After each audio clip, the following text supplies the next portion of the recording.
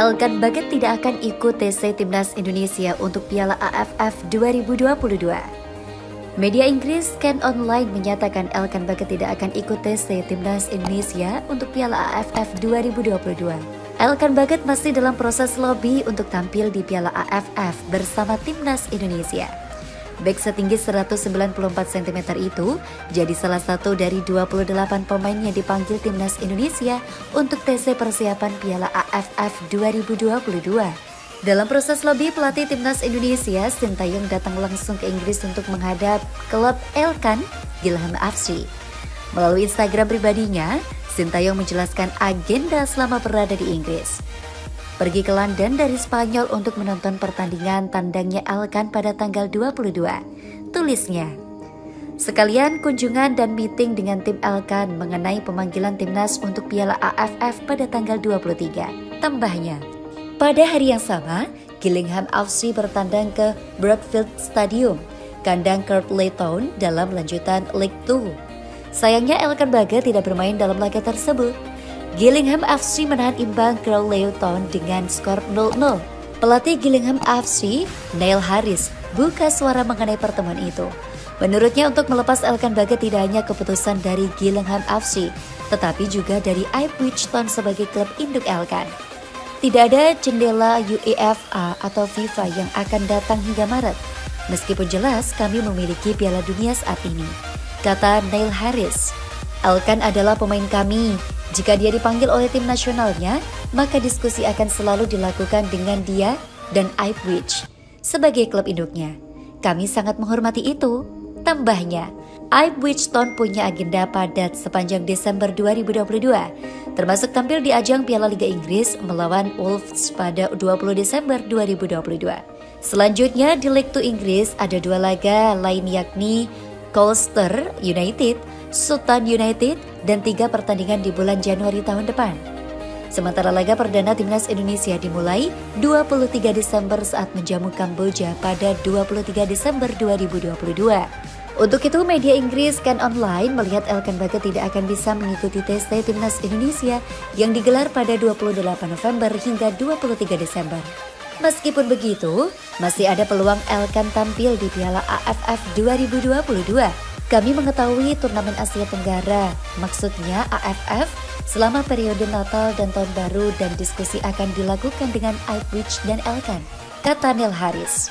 Tetapi pada akhirnya, klub tidak harus melepas pemain, tambahnya.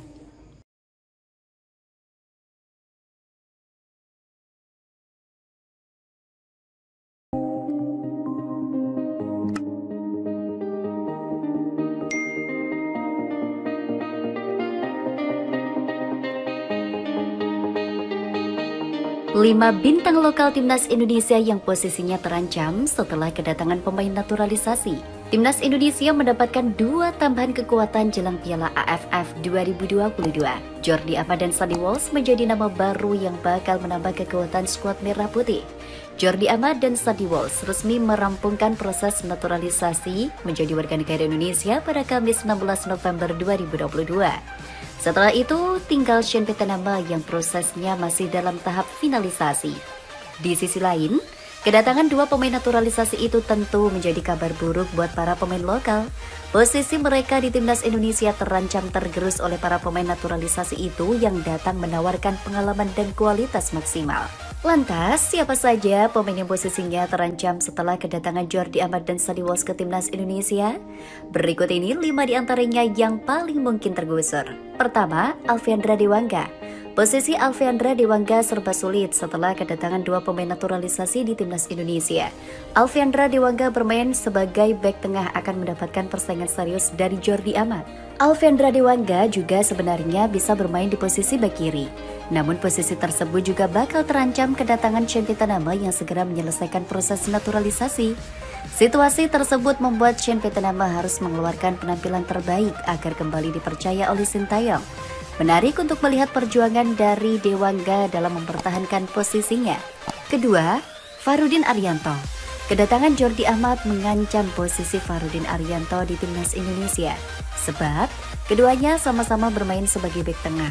Jordi Amat punya keunggulan postur tubuh yang tinggi. Itu pun berguna untuk mengamankan area pertahanan melalui bola udara. Farudin Arianto semakin terjepit karena juga harus bersaing dengan Elkan Bagat. Shin Tae-yong sepertinya bakal lebih menyukai duet Elkan dan Amat di jantung pertahanan. Pratama Arhan hampir tak tergantikan di posisi bek kiri timnas Indonesia. Arhan kerap jadi andalan dalam membangun serangan dari kiri belakang pertahanan. Posisi Arhan dalam waktu dekat terancam. Itu terjadi karena Shin Petenema memiliki posisi yang sama dengan Arhan. Shin Petenema masih mengurus proses finalisasi untuk menjadi WNI. Menarik untuk menantikan persaingan di posisi bek kiri timnas Garuda. Selanjutnya, Asnawi Mangkualam. Kedatangan Sally Walsh yang sudah resmi menjadi WNI mengancam posisi Asnawi Mangkualam. Seperti diketahui, keduanya sama-sama berperan sebagai bek kanan. Pelatih Shin Tae-yong tentu sadar betul karena memasukkan Sally Walsh ke dalam daftar naturalisasi. Sepertinya Shin Tae-yong memang ingin meningkatkan area bek kanan. Asnawi Mangkualam wajib mengeluarkan performa terbaiknya untuk bisa mengamankan posisi itu. Namun, Asnawi bisa saja diplot lebih maju ke tengah untuk mendukung serangan timnas Indonesia. Dan selanjutnya ada Rizky Ridho. Rizky Ridho diprediksi sebagai pemain masa depan timnas Indonesia. Apalagi sang pemain baru berusia 21 tahun. Selain itu, Rizky Ridho juga harus bersaing dengan Elkan Bagat yang juga bermain sebagai bek tengah.